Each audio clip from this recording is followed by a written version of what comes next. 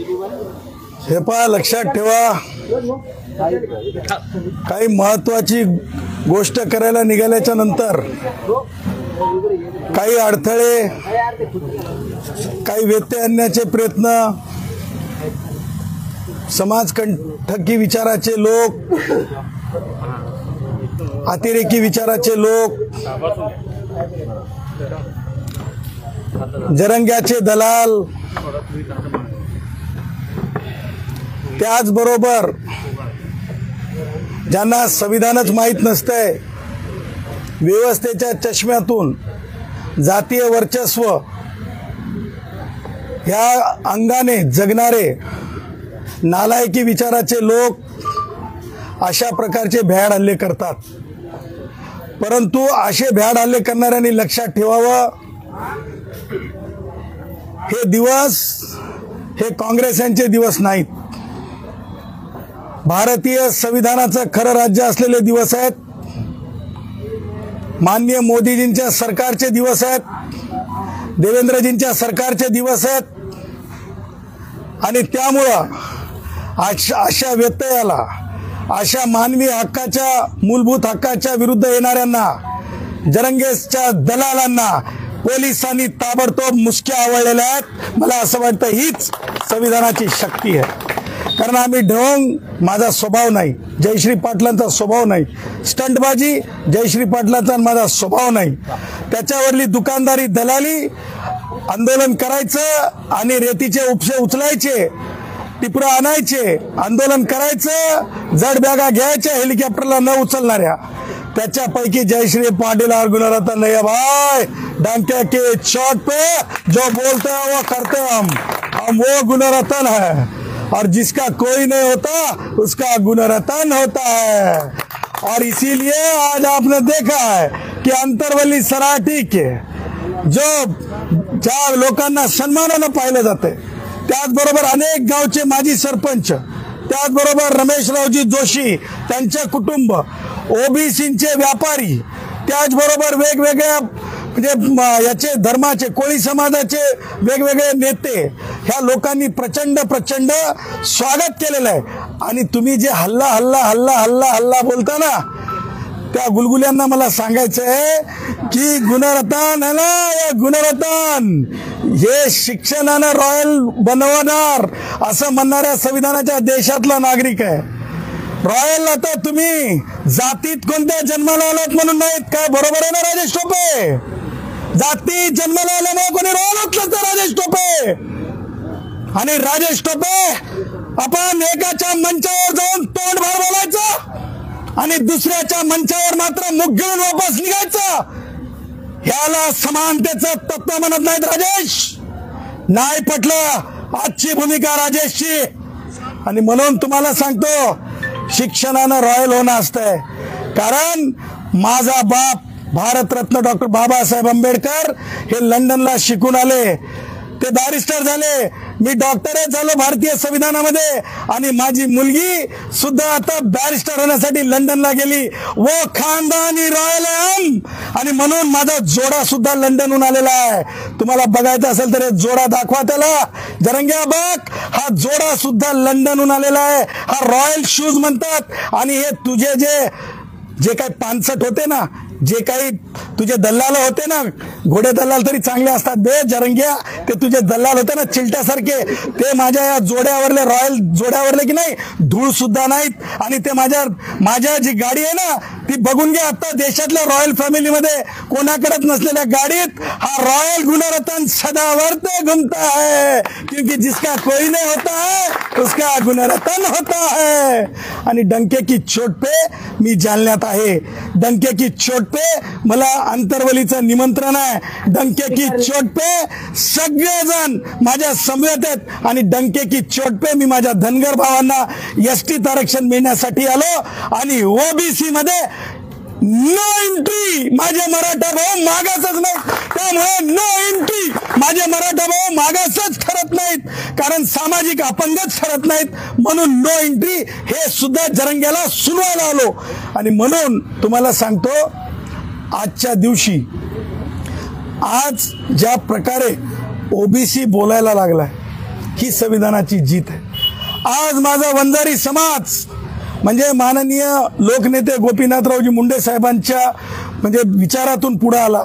गोपीनाथरावजी मुंडे साहेब आमचे दैवत भगवान बाबांच्या विचारातून पुढे आले. भगवान बाबांचे विचार भारतरत्न डॉक्टर बाबासाहेब आंबेडकरांच्या विचाराशी सहमत आहेत. ह्या सगळ्या गोष्टी आहेत तेव्हा ही आमची नैतिक जिम्मेदारी आहे. मग आमचा धनगर समाजातले आमदार असतील गोपीचंद किंवा आमच्या धनगर समाजातलं उभरते नेतृत्व असतील हक्के किंवा आमचे माजी मंत्री धनंजयजी असतील किंवा आमचे देशाचे ओबीसीचे नेते माननीय श्री छगन भुजबळ साहेब असतील, यांच्यावर तोंडसुख घेणे, त्यांचा अवमान करणे, अपमान करणे, घेरणे, या घेऱ्याला तोडण्यासाठी हे गुणरत्न सदावर्ते शपथ घेऊन डंके की चोट पे अशा जरंगे सारख्या पाणी कम चहाला उत्तर म्हणून जालन्यात आला. आणि जरंग्या तुला आज सांगून चाललो, जयश्री पाटलांच्या भाषेत म्हणायचं तर जरंग्या तुला सांगून चाललो, लवकरच गाठ आपली अंतरवली सराटीत आहे. कारण अंतरवली सराटी जरंग्या तुझी नाही, बापाची नाही तुझ्या जरंग्या. तू तर की नाही काय म्हणतात सासूरवाडी वासी आहेस, सासूरवाडीतला आश्रित म्हणणार नाही मी, कारण सासूरवास तू म्हणजे हे एक परंपरा मात्र जरंगेनं चांगली केली. एक परंपरा चांगली केली समानतेची. मुली नांदायला पाठवतात, हा नांदायला सासरवाडीत आला. जरंग्या नांदायला सासरवाडीत आला, हे मात्र कौतुकास्पद आहे जरंग्या. आणि म्हणून तुम्हाला सांगतो की आमच्या कष्टकऱ्यांना, आमच्या धनगर भावांना, माझ्या बंजारा भावांना, माझ्या वंजारी भावांना, माझ्या ओबीसी भावांना, कोळी भावांना, माझ्या भिक्षुकी मागणाऱ्या, भटकंती करणाऱ्या कुडमुड्या जोशी ब्राह्मणांना सुद्धा सगळ्यांना मला सांगायचंय, मानसं ओळखा रे. काही लोक तुमच्यात येत ते आले म्हणलं की मी निघतो. इतकी भीती सदावर्तेंची. सांगायचं तात्पर्य की यापुढं जशास तसं उत्तर देण्यासाठी आम्ही कटिबद्ध आहोत. आम्ही तुम्हाला सांगतो, भटके विमुक्त असतील किंवा माझे बंजारा असतील, माझे धनगर असतील, माझे वंजारी असतील, त्यांचा जे त्यांनी मला पदवी दिलेली आहे ते म्हणतायत की तुम्ही आमच्या हक्कांचे संविधानिक भाष्यकार आहोत. हो, मी नेता नाही आहे, हो मी भाष्यकार आहे, या समाजाचा या वर्गांचा मी भाष्यकार आहे. क्योंकि माझ्या अंगामध्ये जे रक्त आहे ते मा अहिल्यादेवी होळकरांच्या विचाराचं रक्त आहे, डॉक्टर बाबासाहेब आंबेडकरांच्या विचाराचं रक्त आहे. तुम्हाला सांगतो माझ्या अंगामध्ये संत भगवान बाबांच्या विचारांचं रक्त आहे. आणि त्याच्यामुळं हम डंके की चोट पे बोलते है और जो बोलते हो करते. हमने कहा था जरंग्या तेरा गठोडा. मी काही जालन्यातले पत्रकार सुद्धा माझ्या संपर्कात होते. छत्रपती संभाजीनगरचे मेन स्ट्रीम मीडियाचे पत्रकार माझ्या संपर्कात होते. मी त्यांना सांगितलं होतं की जरंग्याचं गठोडं बांधलं जाणार, गोदिडीसह जरंग्यात बघा तुम्ही किती क्षणामध्ये मुंबईच्या बाहेर पडणार. जरंग्यानं केलं. त्याला माहित होतं आता गबा एकत्र करायचंय आणि गुंडाळून आंतरवालीकर सासूरवाडी वासी असलेल्या जरंग्याला तिकडे निघायचंय. जरंग्यानं ढोंग केलं, मराठा भावांची फसवणूक केली. त्याचबरोबर जरंग्यानं दोन समाजात तेढ निर्माण करण्याचं जे काही चालवलेलं सत्र आहे, जे काही जरंग्या आमच्या म्हणजे श्रद्धेय लोकांवर बोलत आहे, मला असं म्हणायचंय की शरद पवार उत्तर द्यायचं. माननीय मंत्री छगन भुजबळ साहेबांना जरंगे हाणून पाडून बोलला. ह्या बाबतीमध्ये तुम्हाला जळ का लागली नाही? शरद पवार राष्ट्रवादी काँग्रेसचे वयोवृद्ध पुढारी, तुम्हाला जळ का लागली?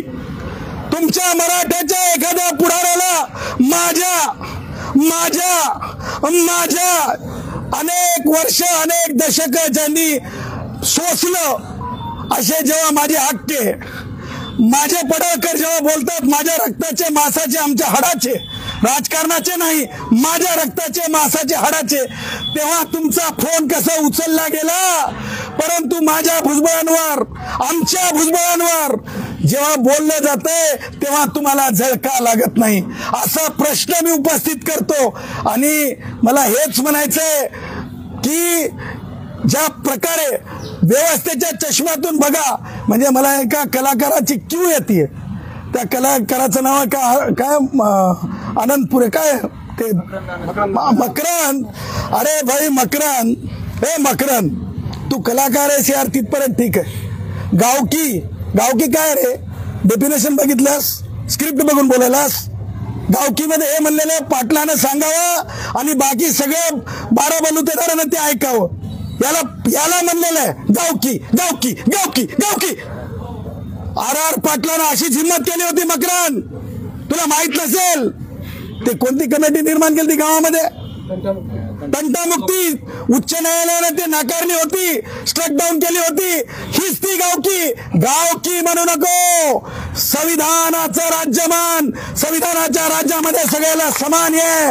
त्याच्यामुळे मला मकरनच्या अकलेची क्यू म्हणण्यापेक्षा मकरनला मला असं वाटतंय की कलाकार आहे ना, स्क्रिप्टवर बोलून आमच्यासारखे कमी असतात. बिग बॉस मध्ये मी खरं बोलतात आणि बाहेर कला असो की कला म्हणजे स्क्रीनवर असो की नसो, पण आम्ही जे आहे ते रोकठोक बोलतो, डंके की चोट पे बोलतो. त्यामुळे ज्यांना कळतंय ते मजा करून गेलेत, ज्यांना कळत नाही ते मजा करून गेलेत. त्यामुळं माझं हे म्हणणं आहे की कोणी स्वार होण्याचा प्रयत्न करू नका. संविधानाचं राज्य आहे, आम्ही कमी पडणार नाहीत. अरेला कार्य उत्तर दिलं जाईल. आणि तुम्हाला सांगतो, जालन्याच्या जिल्हाधिकाऱ्यांना माझा प्रश्न आहे.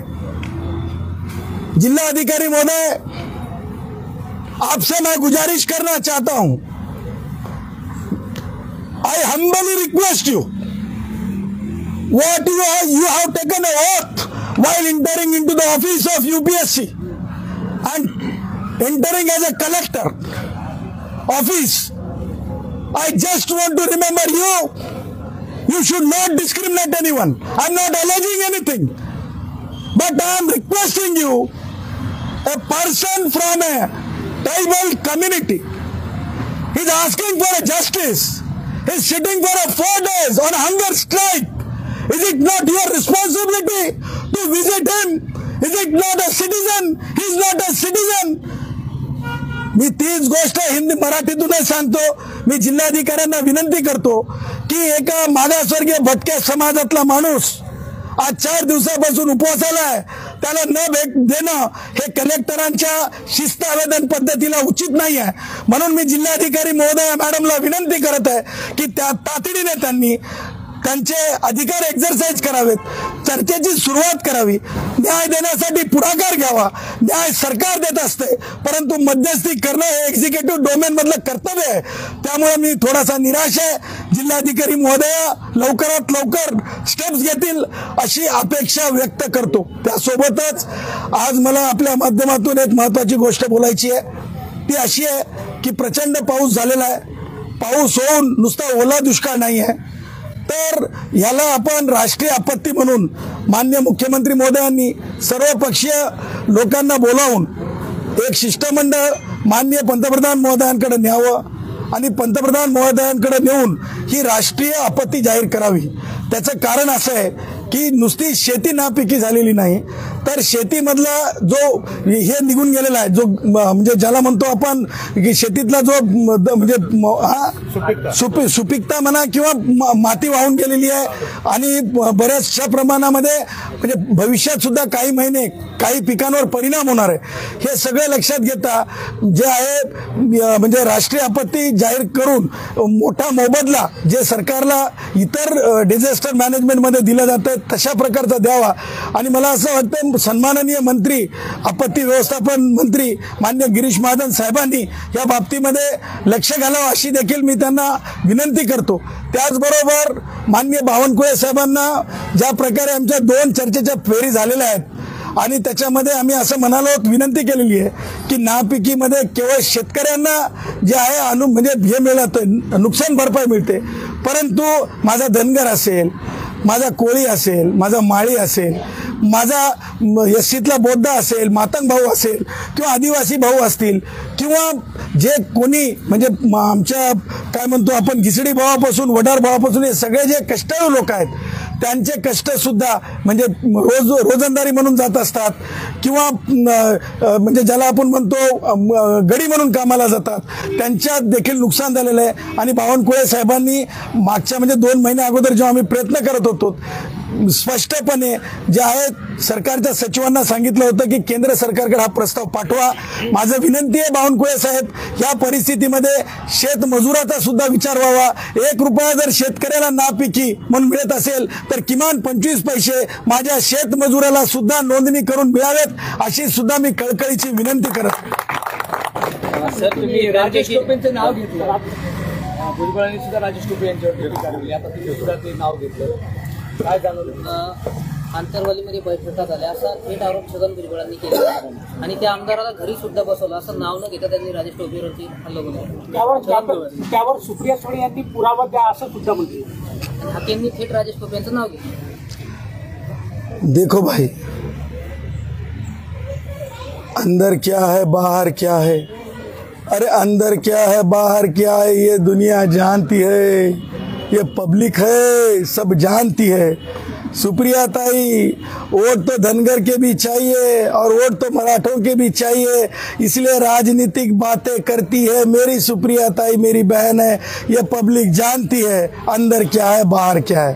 राजेश टोपेंच्या बाबतीत सांगायचं झालं तर तुम्हाला सांगतो, राजेश टोपेंनी कधीतरी उदारांतकरणाने समोर येऊन सांगावं की ते किती टक्क्यापर्यंत जरंगेच्या आंदोलनाला सपोर्ट करतात, किती टक्क्यापर्यंत किती मदत करतात, किती टक्क्यापर्यंत जरंगेच्या आंदोलनात ते पूर्ण इन्व्हॉल्व आहेत, हे सांगण्याचं धारिष्ट्य राजेश टोपेंनी दाखवावं। आणि तुम्हाला सांगतो, राजेश टोपेंनी जे आहे त्यांची जी भूमिका आहे हे सुद्धा जाहीर करावी की त्यांनी आज ज्या प्रकारे मुख गिळून काहीच शब्द काढला नाही। पत्रकारांनी विचारलं ना राजेश टोपेंना, तुम्ही काहीतरी प्रतिक्रिया द्या, ते म्हणतात की मी पाठिंबा देतो, प्रतिक्रिया देत नाही। मग जरंगेच्या कानात बोलतात, तिथं दिसतात, तिथं दिसतात, तिथं दिसतात, सगळीकडे दिसतात, त्यांचं फराळ दिसतंय, त्यांचं पाणी दिसतंय, त्यांचं म्हणजे वेगवेगळ्या प्रकारच्या मदती दिसतात, परंतु आमच्या इथे येऊन बोलण्याची सुद्धा तसदीद दिसत नाही। त्यामुळे मला असं म्हणायचं आहे की राजेश टोपेंनी जाहीर करावं की त्यांना कोळी, त्यांना वंजारी, त्यांना बंजारा, त्यांना धनगर, त्यांना जे इतर सर्व कष्टाळू समाज आहेत ते त्यांच्याशी न बोलण्या इतपतच संबंधित आहेत का? राजेश टोपे, तुम्ही न बोलण्या इतपतच संबंधित आहेत का? राजेश टोपे, तुम्ही न बोलण्या इतपतच संबंधित आहेत का? आणि केवळ जरंग्या नावाचं जे आर्टिकल आहे, जे मटेरियल आहे, तेवढंच बोलण्यासाठी योग्य आहे का राजेश टोपेंनी? हे सुद्धा जाहीर करावं, नाहीतर राजेशच्या घरी जाऊन याचं उत्तर मागू, कारण राजेश कधी काळी का असे ना आमच्याशी चांगल्या प्रकारे संबंधित आहे। मी ब्राह्मण जातीचा आहे, आम्हाला आरक्षण नाही, हे परमेश्वराचा आमच्यावरती उपकार असल्याचं वक्तव्य नितीन गडकरी यांनी केलं। मुद्दा लक्षात घ्या की सन्माननीय गडकरी साहेब देशासाठी चांगलं काम करत आहेत आणि त्यांनी क्रांतिकारी म्हणजे जम्मू काश्मीर ते कन्याकुमारी आणि नॉर्थ ईस्टमध्ये सुद्धा देशाला जे जोडणी करून दिली, ही कौतुकास्पद आहे। आणि राहिला प्रश्न कोणत्या कॉन्टेक्स्टमध्ये त्यांनी बोलले हे पाहणं महत्त्वाचं आहे। लक्षात ठेवा की आमच्या कुडमोड्या जोशी ब्राह्मणांना सुद्धा आरक्षण आहे। आमच्या माहूरचे जवळपास भोपी समाज जे आहे आमचे, म्हणजे आमचे काय आपलं त्याचं नाव, आपला पुजारी जो वकील होता आपला नंदू संतान वगैरे, हे सगळे आमचे ब्राह्मण आहेत। आणि तुम्हाला सांगतो, आमच्या म्हणजे भारतीय संविधानामध्ये जो माणूस वर्गामध्ये येतो आरक्षणाच्या, सोशल हँडिकॅपच्या, त्यांना आरक्षण आहे। आणि त्यामुळे मला असं म्हणायचं आहे की म्हणजे नक्की गडकरी साहेबांचं काम मोठं आहे, परंतु हे जे आरक्षणाचं अंग आहे ना, हे खूप सूक्ष्म पद्धतीने पाहत जावं लागतंय। आणि त्यामुळे सगळ्यांचाच आरक्षणामध्ये म्हणजे जे मागास ठरतात, सामाजिक अपंग ठरतात, त्यांचा विचार झालेला आहे। तुम्ही म्हणताय मराठा समाज मागास नाहीये, सरकार कोणते प्रमाणपत्र वाटप करते? अहो, हेच तर आता तिळपापड आहे ना। मी काय म्हणलं होतं, हे शासन निर्णय काहीच देऊन जाऊ शकत नाही, कारण कायद्याच्या विरुद्ध जाऊन शासन निर्णय असू शकत नाही। ऐका, एक त्याच्यामुळे जरंगेने डेडलाईन दिलती की नाही, अल्टिमेटम दिलतं की नाही, मग ही तिळपापड आज सदावर त्यांच्या गाडीवर येण्याची तिळपापड का झाली? तर ही तुम्हाला सांगतो खालून लागलेली आग आहे, जयश्री पाटलांच्या ऍक्शनमध्ये म्हणायचं तर ही खालून लागलेली आग आहे। आणि त्यामुळं माझ्या मराठा भावांची फसवणूक जरंगे नावाच्या आर्टिकलनी केलेली आहे। एकीकडे धनगर समाज एसटी प्रवर्गातून आरक्षण मागतो, दुसरीकडे बंजारा समाज पण आरक्षण मागतो, मात्र आदिवासी समाजातून आता त्याला विरोध होतो. एक लक्षात ठेवा, ती माझी सामाजिक जिम्मेदारी आहे. संविधान लोकांना समजून सांगणे. आता तो भांडण राहणार नाही. त्याचं कारण असं आहे, माननीय सर्वोच्च न्यायालयाने पंजाब हरियाणाच्या केसमध्ये उपवर्गीकरण सांगितलेलं आहे. त्याच्यामुळे म्हणजे धनगर भाऊ असतील, बंजारा भाऊ असतील, वंजारी भाऊ असतील, हे अनुसूचित जमातीच्या जर वर्गात गेले तरी सुद्धा कोणत्याही प्रकारे कोणत्याही वर्गावर अन्याय होणार नाही. कारण एक लक्षात ठेवा की मराठ्यांसाठी जर तुम्ही हैदराबाद गॅझेट लागू करताय आणि हैदराबाद गॅझेटमध्ये माझे वंजारी असतील, माझे बंजारा असतील, माझे धनगर भाऊ असतील, माझे कैकाडी भाऊ असतील, तर तुम्हाला तेच गॅझेट माझ्या लोकांना लागू नाही का? तेच एक लाडके आहेत का? मराठाच्या एका समाजाला तुम्हाला लाडकं म्हणता येईल का? बाकीच्यांचं रडणं सुद्धा रडणं नाही का? सरकार मायबाप नाही का? विरोधी पक्षातले राष्ट्रवादी काँग्रेसचे वयोवृद्ध पुढारी असो, शरद पवार किंवा उद्धव असो की कोणी असो, तुम्ही आमच्या आरक्षणावर बोलणार नाहीत का? आणि ते गॅझेटर आम्हाला लागू करा असं का म्हणत नाही? ह्या सगळ्या गोष्टी मूलभूत आहेत. आणि त्यामुळं तुम्हाला सांगतो, मीच तो माणूस आहे की गॅझेटर मध्ये जर हे सगळे समाज असतील आणि मराठ्यांना देतात यांना द्या, मीच बोललेला आहे. त्यानंतर तुम्हाला सांगतो, त्याही पुढे जाऊन मी तुम्हाला सांगतो की मराठा भाऊ कुणबीच्या नावावर प्रमाणपत्र देता येत नाहीत. कारण कुणबी सोबत तिरळे कुणबी पाहिजे, कुणबी सोबत खेडुले कुणबी पाहिजे, कुणबी सोबत बावणे कुणबी पाहिजे. हे 12.5 जाती तिथे नमूद पाहिजेत. तर ते ओबीसी मध्ये येतात. नुसतं कुणबीनीनं म्हणजे ब्राह्मण माणूस सुद्धा शेतकरी असेल तर तो कुणबी आहे, बौद्ध माणूस सुद्धा शेतकरी असेल तर कुणबी आहे. कारण ते डिक्शनरी मिनिंग आहे कुणबी. त्याच्यामुळे तुम्हाला सांगतो, हे सगळे प्रमाणपत्र चौकडी आहे. म्हणून तुम्हाला सांगायला, माननीय मंत्री ओबीसीच्या उपसमितीचे अध्यक्ष श्री बावनकुळे साहेबांनी सांगितलेलं आहे की तलवार मानेवर ठेवल्यानंतर प्रमाणपत्र मिळत नसतात.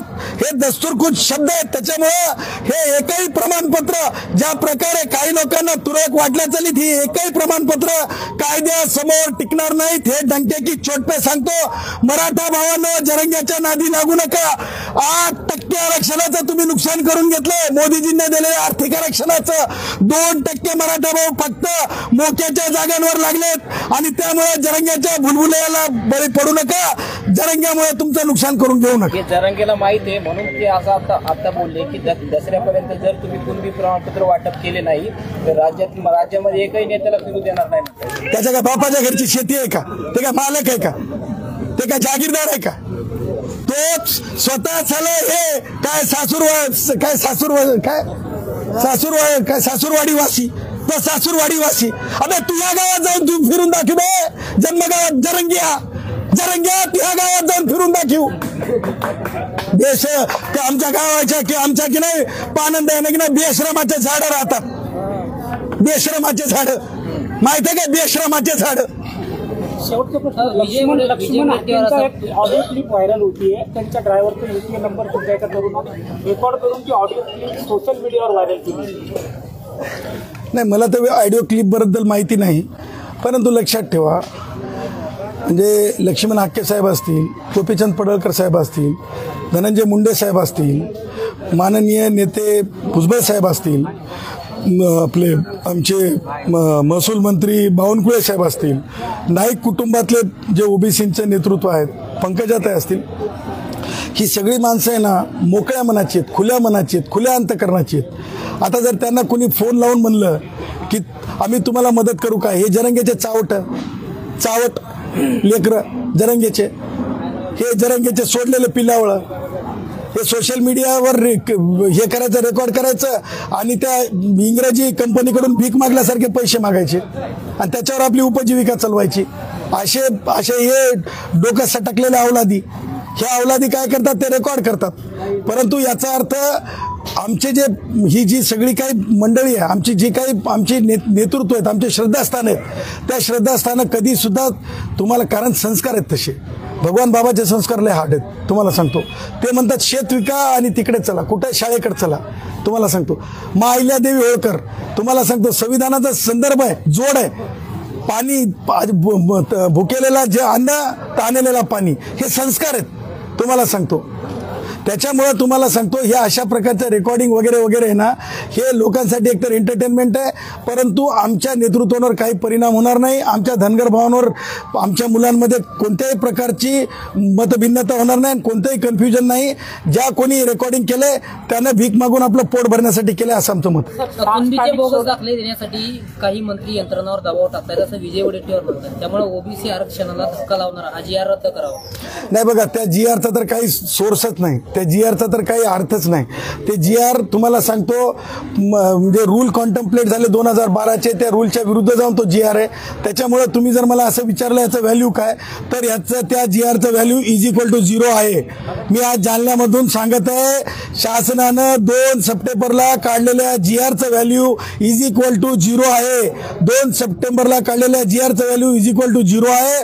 कारण तो जी आर भारतीय संविधानाच्या आर्टिकल 309 खाली 2012 रूल कॉन्टम्प्लेट झाले जात प्रमाणपत्राचे, त्याच्या विरुद्ध जाऊन काढलेला जी आर आहे. त्यामुळं कोणत्याही मंत्र्यांनी, कोणत्याही आमदारांनी, कोणत्याही महसूल अधिकाऱ्यावर दबाव टाकू नये आणि टाकू नये असे शब्दात माननीय महसूल मंत्री तथा ओबीसी उपसमितीचे अध्यक्ष माननीय श्री बावनकुळे साहेबांनी माझ्या समक्ष विभागीय आयुक्त छत्रपती संभाजीनगर यांना आमच्या ओबीसींच्या शिष्टमंडळासमोर स्पीकर फोनवरून सांगितलं की कोणी जबरदस्ती करत असेल. सुरू असताना आता एक नवं वक्तव्य समोर आलेलं आहे की स्थानिक स्वराज्य संस्थेच्या निवडणुकीत 3-3 कोटी रुपये खर्च करावे लागतात, 100 बोकड वाटावे लागतात, असं वक्तव्य संजय गायकवाड यांनी केलेलं आहे. आणि त्याचं खूप उदाहरण होतं. काय संजय छोटा माणूस आहे, त्याच्यावर जास्त बोलणं संयुक्तिक नाही. संजय छोटा माणूस आहे. संजय कुठला आमदार आहे तो? कुठला तरी असेल मला माहिती, पण छोटा माणूस. एसटी आणि एसटी प्रवर्गात कोणत्याही जातीला टाकता येईल अशी भूमिका काही दिवसापूर्वी तुम्ही घेतली. तेव्हा लॉ असा होता की तेव्हा पंजाब हरियाणाची जजमेंट आलेली नव्हती. पंजाब हरियाणाच्या जजमेंटच्या वेळे येण्याच्या अगोदर राज्य शासनाची ही भूमिका होती की त्यांनी कधी हैदराबाद गॅझेटरचा वापर केला नव्हता. एकदा तुम्ही विंडो ओपन केली की तुम्हाला डोर ओपन करावं लागते. तुम्ही जर एका समाजाला मराठा म्हणून विंडो ओपन केली तर तुम्हाला दार उघडून माझ्या वंजारी भावांना, माझ्या बंजारा भावांना, माझ्या धनगर भावांना एसटी करावं लागेल. माझ्या कैकाडी भावांना सुद्धा काही ठिकाणी एसटी करावं लागेल. मनोज जरांगे पाटलांनी चलो मुंबई नंतर आता चलो दिल्लीचा नारा दिला. तुम्हाला सांगतो, माझी मुलगी झेन जी लंडनला गेली ना, शाहीनबागचं आंदोलन माहित आहे ना, ते आंदोलन उठवण्यासाठी तिचं नुसतं पत्र लिहिलं गेलं होतं. तेव्हा ती 10व्या वर्गात होती, तिनं पत्र लिहिलं होतं. माननीय मुख्य न्यायमूर्ती बोबडे साहेबांनी दखल घेतली होती आणि तिथून ते होते की नाही, ते सगळे शाहीनबागवाले चले जाव झाले होते. समजले ना. माझी मुलगी त्यावेळेसच्या जगातलं सगळ्यात मोठं आंदोलन म्हणतात तिथून चले जाव केली होती मुलगी. ये तो बाप है जरंग्या, ये तो बाप है उसका, जो लंदन में उसका ये बाप है, इसको गुणरत्न कहते हैं. और जिसका कोई नहीं होता उसका गुणरत्न होता है. डंके की चोट पे बोलता है. चलो.